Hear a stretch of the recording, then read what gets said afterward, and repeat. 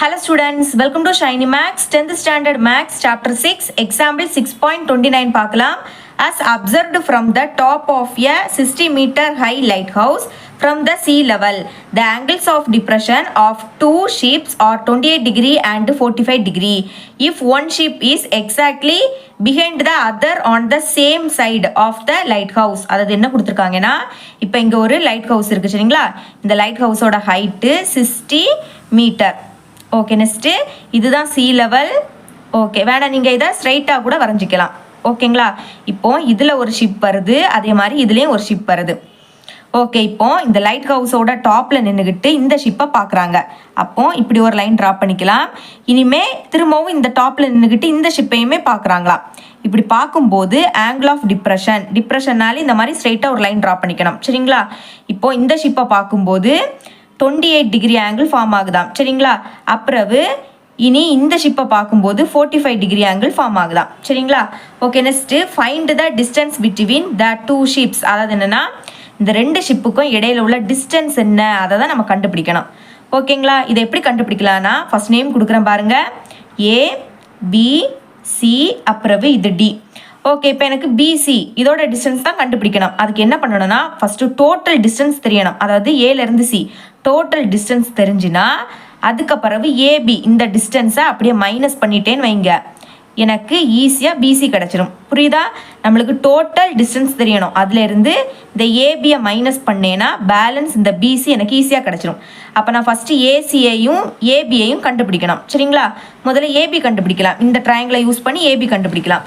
இந்த ட்ரையாங்கிளை சால்வ் பண்ண போகிறோம். பாருங்கள், கரெக்டாக இந்த லைனில் 45 டிகிரி ஆங்கிள் டச் ஆகிருக்கு. அப்போ இதுலேருந்து இது வரைக்கும் 45 டிகிரினா இதுவுமே என்னது 45 டிகிரி. அப்போ ஃபஸ்ட்டு ட்ரையாங்கிள் ஏபிடி இதை சால்வ் பண்ணலாம். சொல்யூஷன் சால்வ் பண்ணுறேன் பாருங்கள், எழுதிக்கலாம். In triangle APD.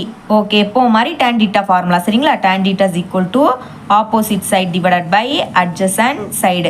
Okay, tan theta value என்னது 45 degree is equal to opposite side. தீட்டாக்கு ஆப்போசிட்டில் இருக்கக்கூடிய இதுதான் ஆப்போசிட் சைடு. ஏலேருந்து டி ஹைட்டு தெரியும் இல்லையா, என்னது ஏலேருந்து டி 60 மீட்டர். அப்போ 60 அப்படின்னு எழுதிக்கலாம். அட்ஜசன்ட் சைடுனா ஆப்போசிட்டுக்கு அடுத்து இருக்கக்கூடியது ஏலேருந்து பி. ஓகே, இதுதான் நம்ம கண்டுபிடிக்கணும். அல்லது அப்படியே எழுதிக்கலாம்.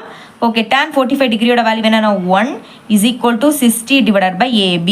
இப்போ ஏபியோட வேல்யூ தானே தேவை. அப்போ ஏபியை இந்த சைடு கொண்டு வந்துடலாம். ஏபியையும் 1 மல்டிபிள் பண்ணால் ஏபி தான். ஒன்று கூட ஏதோ மல்டிபிள் பண்ணாலும் அதே தான் கிடைக்கும். நெக்ஸ்ட் இங்கே 60. ஓகேங்களா, நம்மளுக்கு தந்திருக்க வேல்யூ மீட்டரில் தந்திருக்கனால இதையும் நம்ம மீட்டர்னு எழுதிக்கணும். பார்த்தீங்களா, ஏபியோட வேல்யூவை ஈஸியாக ஃபைண்ட் பண்ணிட்டோம்.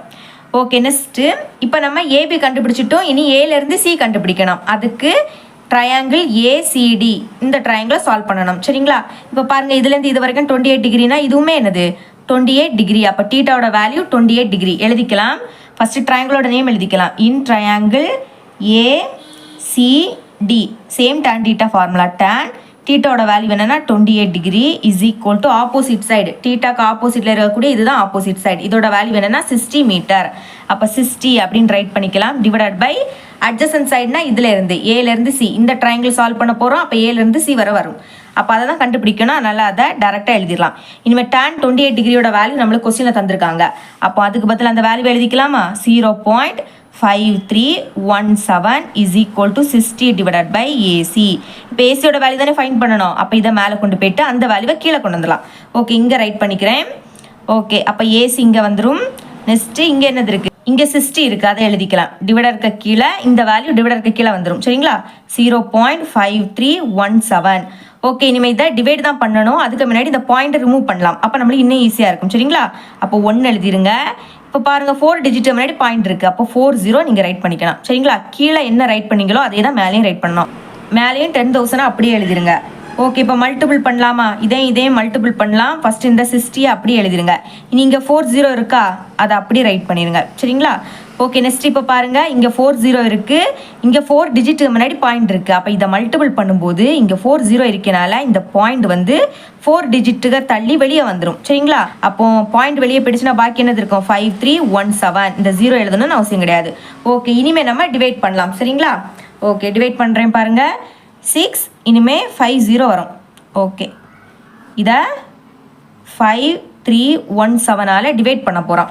இங்கே 4 டிஜிட் இருக்குது, அதனால் நம்மளும் 4 டிஜிட்டை எடுத்துக்கலாம். சரிங்களா, 1 டைம் மல்டிபிள் பண்ணலாம். அப்போ தான் 6000 விடைக்கும் கம்மியான வேல்யூவான இது கிடைக்கும். ஓகே, அப்போ 5317 மைனஸ் பண்ணலாமா? இது 10 ஆகிடும், இது 9 ஆகிடும், இதுவும் 9 ஆகிடும், இது வந்து 5 ஆகிடும். 10லேருந்து 7 மைனஸ் பண்ணால் 3, 9லேருந்து 1 மைனஸ் பண்ணால் 8 கிடைக்கும். ஓகே, அப்புறம் 9லேருந்து 3 மைனஸ் பண்ணால் 6, அப்புறம் ஒரு 0வை இறக்கிக்கலாம். திரும்பவும் 1 டைம் மல்டிபிள் பண்ணுறேன். சரிங்களா, அப்போ இதே தான் வரும் 5317. ஓகே, மைனஸ் பண்ணலாம். இது வந்து 10 ஆகிடும், இது 2 ஆகிடும். 10லேருந்து 7 மைனஸ் பண்ணால் 3, 2லேருந்து 1 மைனஸ் பண்ணால் 1 தான். 8லேருந்து 3 மைனஸ் பண்ணால் 5, 6லேருந்து 5 மைனஸ் பண்ணால் 1. ஓகே, இனிமேல் அடுத்த ஒரு 0வை இறக்கிக்கலாம். ஓகே, இனி 2 டைம் மல்டிபிள் பண்ண போகிறேன். 5317 2 டைம் மல்டிபிள் பண்ணுறேன். மல்டிபிள் பண்ணால் என்ன கிடைக்கும்னா 10634 கிடைக்கும். ஓகே, மைனஸ் பண்ணலாமா? இது 10 ஆகிடும், இது 2 ஆகிடும். 10லேருந்து 4 மைனஸ் பண்ணால் 6, இனி இது 12 ஆகிடும், இது 0 ஆகிடும். 12லேருந்து 3 மைனஸ் பண்ணால் என்ன கிடைக்கும்? 9 கிடைக்கும்.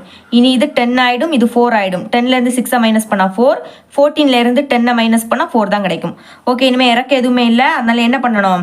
பாயிண்ட் வச்சுக்கிட்டு 0 இறக்கிக்கலாம். சரிங்களா, இனி 5317 8 டைம் மல்டிபிள் பண்ண போகிறேன். ஓகேங்களா, அப்படி மல்டிபிள் பண்ணால் என்ன கிடைக்கும்னா 42536 கிடைக்கும். ஓகே, மைனஸ் பண்ணலாம். இது 10 ஆகிடும், இது 5 ஆகிடும். 10லேருந்து 6 மைனஸ் பண்ணால் 4, 5லேருந்து 3 மைனஸ் பண்ணால் 2, 9லேருந்து 5 மைனஸ் பண்ணால் 4, 4லேருந்து 2 மைனஸ் பண்ணால் 2. ஓகே, பாயிண்ட் வச்சிருக்கனால இன்னொரு 0 கூட நம்ம ரைட் பண்ணிக்கலாம். ஓகே, இனிமேல் என்ன பண்ண போகிறேன்னா 5317 4 டைம் மல்டிபிள் பண்ணுறேன். சரிங்களா, அப்படி மல்டிபிள் பண்ணும்போது என்ன கிடைக்கும்னா 21268 கிடைக்கும். ஓகே, மைனஸ் பண்ணலாம். இது 10 ஆகிடும், இது 3 ஆகிடும். 10லேருந்து 8 மைனஸ் பண்ணால் 2, இனி இது 13 ஆகிடும், இது 1 ஆகிடும். 13லேருந்து 6 மைனஸ் பண்ணால் 7, இனி இது 11 ஆகிடும், இது வந்து 3 ஆகிடும். 11லேருந்து 2 மைனஸ் பண்ணால் 9 கிடைக்கும். இனிமேல் 3லேருந்து 1 மைனஸ் பண்ணால் 2 கிடைக்கும். சரிங்களா, ஆல்ரெடி பாயிண்ட் வச்சிருக்கனால ஒரு 0 கூட நம்ம இறக்கிக்கலாம். இனிமேல் என்ன பண்ண போகிறேன்னா 5317 5 டைம் மல்டிபிள் பண்ண போகிறேன். சரிங்களா, அப்படி மல்டிபிள் பண்ணால் என்ன கிடைக்கும்னா 26585 கிடைக்கும். மைனஸ் பண்ணலாம். இது 10 ஆகிடும், இது 1 ஆகிடும். 10லேருந்து 5 மைனஸ் பண்ணால் 5, இனி இது 11 ஆகிடும், இது 6 ஆகிடும். 11லேருந்து 8 மைனஸ் பண்ணால் 3, இனிமேல் 6லேருந்து 5 மைனஸ் பண்ணால் 1, 9லேருந்து 6 மைனஸ் பண்ணால் 3 கிடைக்கும். சரிங்களா, நம்மளுக்கு பாயிண்ட் அப்புறம் 3 டிஜிட் வந்திருக்கனால இதோட ஸ்டாப் பண்ணிக்கலாம். இனிமேல் இதை ரவுண்ட் ஆஃப் பண்ணணும். அதாவது பாயிண்ட்டுக்கு பிறகு இருக்கக்கூடிய தேர்ட் இருக்கக்கூடிய நம்பர் ஒன்லி 5, இல்லைன்னா 5 விடைக்கும் பெரிய நம்பராக இருந்ததுன்னா அதுக்கு முன்னாடி இருக்கக்கூடிய நம்பரில் 1 ஆட் பண்ணணும். அப்போ என்ன கிடைக்கும்? 112.8 4 + 1 5. சரிங்களா, அப்போ ரவுண்ட் ஆஃப் பண்ணால் இது கிடைக்குது. சரிங்களா, அப்போ நம்ம டிவைட் பண்ணால் என்ன கிடைக்குது எழுதிக்கலாம் 112.85. ஓகே, இதே நம்ம மீட்டர் அப்படின்னு ரைட் பண்ணிக்கலாம். இப்போ ஏசியோட வேல்யூவையும் கண்டுபிடிச்சிட்டோம். சரிங்களா, இப்போ ஏசியோட வேல்யூ தெரியும், ஏபியோட வேல்யூ தெரியும். அப்போ பிசியோட வேல்யூ ஈஸியாக கண்டுபிடிச்சிடலாம் தானே. இதை அப்படியே நான் இங்கே ரைட் பண்ணிக்கிறேன் பாருங்க. BC is equal to AC minus AB. வேல்யூவை சப்ஸ்டிட் பண்ணிடலாம். ஏசியோட வேல்யூ என்னன்னா இதுதான், அதை அப்படியே எழுதிக்கலாம் 112.85. Okay, next minus. இனி ஏபியோட வேல்யூ கண்டுபிடிச்சோம், என்னது 60. அப்போ எழுதிக்கலாமா? இங்கே எழுதிக்கலாம் 60. இதில் பாயிண்ட் இல்லை, நல்ல பாயிண்ட் வச்சுக்கிட்டு 2 0 ரைட் பண்ணிக்கலாம். மைனஸ் பண்ணிடலாம். 5லேருந்து 0 மைனஸ் பண்ணால் 5 தான். 8லேருந்து 0 மைனஸ் பண்ணால் 8. இனி பாயிண்ட் நேராக பாயிண்ட் வைங்க. 2லேருந்து 0 மைனஸ் பண்ணால் 2 தான். 11லேருந்து 6 மைனஸ் பண்ணால் 5. அப்போ மைனஸ் பண்ண என்ன கிடைக்குது? 52.85. இதுதான் பிசியோட வேல்யூ. சரிங்களா, 2 ஷிப்புக்கும் இடையில உள்ள டிஸ்டன்ஸை நம்ம ஈஸியாக ஃபைண்ட் பண்ணிட்டோம். அப்போ statement எழுதிக்கலாமா? therefore distance between the two ships is equal to எழுதிக்கலாம் 52.85 மீட்டர்னு எழுதிக்கணும். ஏன்னா நம்மளுக்கு தந்திருக்க வேல்யூ எல்லாம் மீட்டரில் தந்திருந்தாங்க. சரிங்களா, ஓகே, ரொம்பவே ஈஸியான சம் தான். ஓகே, தேங்க்ஸ் ஃபார் வாட்சிங்.